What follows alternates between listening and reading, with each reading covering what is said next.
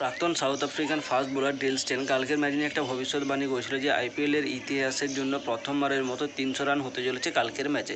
এবং বিশেষ করে তার এই ভবিষ্যৎবাণীটা করা হয়েছিল কারণ লাস্ট ম্যাচে যেভাবে মুম্বাই খেলেছিল এবং তার আগের ম্যাচে অর্থাৎ লাস্ট এসআরের যে ম্যাচটা খেলেছিল পাঞ্জাবের এগেন্সে, এবং সেখানে অভিষেক শর্মার যে ফর্ম ছিল সাথে সাথে বাকি এসআরের প্লেয়ারদের যে ফর্ম ছিল, তো এই যে একটা ভবিষ্যৎবাণী ছিল এটা খুব খারাপও ছিল না এবং খুব ভালো ছিল না। 300 রান প্রেডিক্ট করা একটা ম্যাচে, একটা টি-20 ম্যাচে 300 রান প্রেডিক্ট করা কিন্তু অনেকটা রান, যেখানে ব্যাটারদের তো খুবই ভালো, অর্থাৎ এতটাই ব্যাটিং ফ্রেন্ডলি যদি পিচ বানানো হয় তাহলে কিন্তু বোলাররা বল করতে আর আসবে না এবং তাদের বল করার কোনো ইচ্ছেও থাকবে না। বিশেষ করে SRH versus KKR Punjab versus কেকেআরের যে ম্যাচটা হয়েছিল ওটা একটা অসাধারণ ম্যাচ হয়েছিল। অনেকদিন পর এত লো স্কোর, অর্থাৎ 111 রান আমরা ডিফেন্ড করতে দেখি, এমনকি সেই ম্যাচটা জিতে যেতেও দেখি, অর্থাৎ 150-170 রান হবে, এরকম ম্যাচ দেখার মজাটাই আলাদা। এবং কালকে মুম্বাই ভার্সেস এসআরএইচ ম্যাচটাও খুব খারাপ যায়নি, কারণ 162 রান দেখতে এখন আইপিএলে যেভাবে ম্যাচগুলো চলছে তাতে করে দেখতে খুবই খারাপ লাগছিলো যে এত কম স্কোর, হয়তো 10-11 ওভারে জিতে হবে, কিন্তু এসআরএইচ সেটাকে নিয়ে যায় 16 ওভার 17 ওভার পর্যন্ত। এবং শেষের দিক থেকে ঈশান মালিঙ্গা যখন 1 রান দরকার তখন সে 2 উইকেট তুলে নেয়। কালকের ম্যাচটা একটু জমেছিল শেষের দিকে যেভাবে, কিন্তু এসআর যদি শুরুতেই উইকেট পেয়ে যেত, রায়ান রিকেলটন, উইল জ্যাক এবং রোহিত শর্মা এই 3টা উইকেট যদি চলে যেত তাহলে কিন্তু ম্যাচটা 19 বা 20 ওভার পর্যন্ত যেতে পারত। কালকের ম্যাচে মুম্বাই যেভাবে উইল জ্যাককে ব্যবহার করেছি, এরকম উইল জ্যাকের ব্যবহার হয়তো ইংল্যান্ডের টিমও করেনি, কারণ উইল জ্যাককে কালকে বল দেয় সে ট্রেভিস হেডকে আউট করে, তার আগে সে আরও এক উইকেট তুলে নেয় এবং তারপরে সে ব্যাট হাতে এসে 33 রান করে।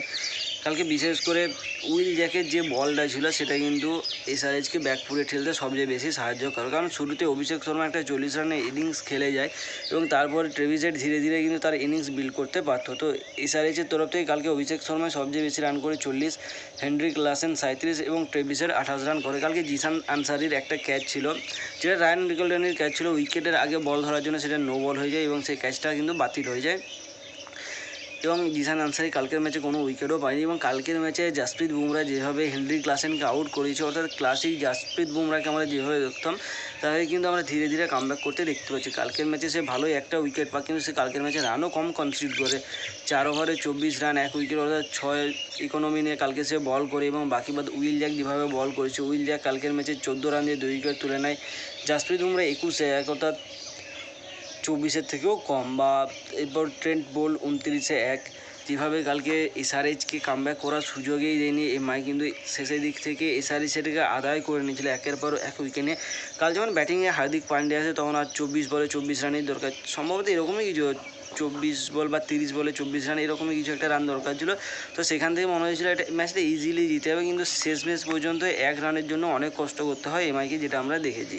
তো কালকের ম্যাচে এসআরএইচ 162 রান করে 5 উইকেট হারিয়ে, যেখানে উইল জ্যাক কালকে ব্যাট হাতে যেরকম 36 রান করে, বল হাতেও সে সেরকম 2 উইকেট তুলে নেয়, রায়ান রিকেলটন 31, সূর্যকুমার যাদব 26।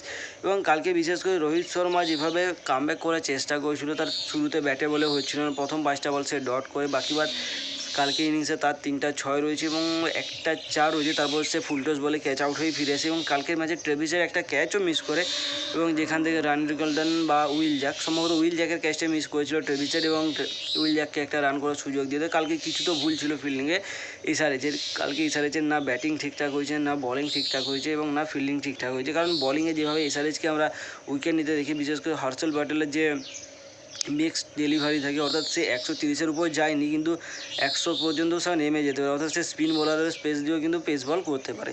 বাকি বাদ এসআরএইচের তরফ থেকে প্যাট কামিন্স 26-3, ঈশান মালিঙ্গা 36-2, হর্ষিত রানা 31-1। কালকে ঈশান মালিঙ্গা 2 উইকেট নিয়েছে, অসাধারণ বল করেছে, এটা মানতে বাধ্য, কিন্তু ঈশান মালিঙ্গার উইকেটটা শুরুতেই আসা দরকার ছিল, এবং শুরুতেই যদি ঈশান মালিঙ্গা উইকেটটা পেয়ে যেত তাহলে কিন্তু মুম্বাইকে আরও কিছুটা ব্যাকফুটে ঠেলা যেত, কারণ মুম্বাই কাল 18.1 ওভারে ম্যাচ জিতে যায়। এই ম্যাচটা কমসে কম 19 থেকে 20তম ওভার পর্যন্ত যেতে পারত।